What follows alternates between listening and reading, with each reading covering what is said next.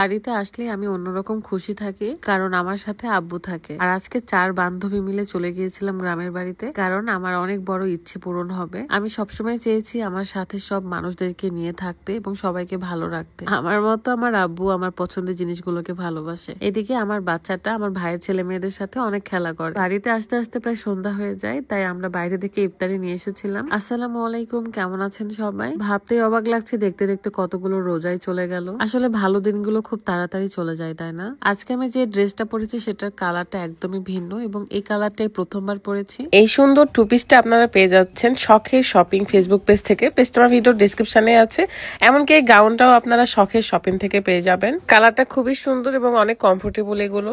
আজকে কিন্তু আমি 2 লাগেজ ভর্তি ঈদের শপিং করে বাড়িতে যাচ্ছি। এখন আমার জীবনটা এমন হয়েছে যে যেখানেই যায় না কেন আমার গাড়িটা সাথে করে নিয়ে যায়। কি আর করবো, রাতের গাড়ি তো আমাকে দেয় না, বা রাত সবসময় আমাকে রেখে আসতে পারেও না। তাই নিজের গাড়ি চালিয়ে নিজেই চলে যাচ্ছি বাপের বাড়িতে। রাজশাহী থেকে আমাদের বাড়ি প্রায় 40 কিলোমিটার দূরে। সো 1 ঘন্টার মধ্যে আমি চলে আসি। এন্ড প্রত্যেকবারের মতো আব্বু ওয়েট করে কখন আমি আসবো এন্ড আমাকে নিয়ে বাড়িতে যাবে। আমার মতোই যত্ন করা শিখেছে আমার আব্বু। আমি যখন গাড়িটা ঝাড়ছিলাম যে গাড়িটা এখন কাভার দিয়ে ঢেকে দিব, তারপর বাড়িতে যাব, তখন আব্বু আমার হাত থেকে নিয়ে ভালো করে ঝেড়ে দিচ্ছিল এবং রুকাই এখানে মজা করতেছিল বসে বসে। আসলে এখান থেকে আমাদের বাড়িতে যেতে কাঁচা রাস্তা পড়ে, মানে মাটির রাস্তা পড়ে, এবং সেখান থেকে কিন্তু গাড়ি যাওয়ার কোনো ব্যবস্থাই নাই। 5 মিনিট দূরত্বেই থাকে আমার গাড়িটা। সো মাঝে মাঝে এসে একটু দেখতে হয়। আমার এই মহানগর গ্রামে কখনো MX-5 আসবে ভাবতেও পারি নাই আমি। আসতে না আসতে দেখছি এত সুন্দর জমির বিছন উঠেছে, সবুজে সবুজ হয়েছে, খুবই সুন্দর লাগছিল। তার মধ্যে আজকের ওয়েদারটা এত ভালো ছিল, মাশাআল্লাহ, যেন মনে হচ্ছে এখানেই আমি দাঁড়িয়ে থাকি, এখানেই ভালো লাগছিল আমার। যেহেতু আমার গাড়িতে মাত্র 2 সিট, তাই আমার সাথে একজনই আসতে পারবে এবং একটা লাগেজ।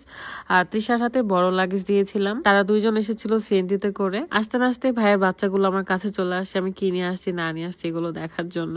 আসলে আমরাও ছোটবেলায় এমন করতাম। আমার মামা যখন রাজশাহীতে থাকতো, তখন রাজশাহী থেকে গ্রামে আসলেই আমি হা করে থাকতাম যে আমার জন্য কি নিয়ে আসছে। তো এদেরকে দেখলে আমার সেই ছোটবেলার কথাটা মনে পড়ে। এখানে আমি না বুঝতেই পারি নাই যে লাগেজের ধাক্কাতে আরেকটা লাগেজ পড়ে যাবে। আর ক্যামেরাম্যানও ধরেই ছিল মোবাইল, মানে আমাকে ধরা বাদ দিয়ে। আমার ভাবি খুব সুন্দর করে মাটির এই মেঝেগুলো ভালো করে নুড়ি দিয়ে রেখেছিল। যদিও বা ঈদের আগে আগে আমি আরো সুন্দর করে বাড়িটা ভালো করে নুড়ি দিয়ে নিব। এই তো তৃষা এবং তামান্না আগেই চলে আসছে, আর আমার সাথে আজকে শম্পা আপু এসেছিল। যেহেতু আমরা ইফতারির প্রায় আধা ঘন্টা আগে এসেছিলাম, দেন বাইরে থেকে সবকিছু নিয়ে এসেছিলাম। ওই যে দেখেন আমার মেয়ে বাচ্চাদের সাথে খেলা করতেছে ক্লে নিয়ে। আমার মেয়েটা গ্রামে আসার জন্য খুব এক্সাইটেড ছিল, আমাকে বারবার বলছিল যে আম্মু কখন যাব নানুর বাড়িতে, কখন যাব। আসলে গ্রাম এমন একটা জিনিস যে সবারই ভালো লাগে। আমি যে ড্রেসটা পরেছিলাম সেটা কিন্তু অনেক আরামদায়ক একটা ড্রেস, খুবই আরাম লাগতেছিল পরে থেকে। যারা যারা ড্রেসটা নিতে চান তাদের জন্য কিন্তু ডিসক্রিপশনে তাদের পেজটা মেনশন করাই রয়েছে। গ্রামে যেহেতু এসেছি, ইফতারিতে তো মুড়ি মাখানো মিস করা যাবে না, তাই সবকিছু ঢেলে নিয়ে আমি এটাকে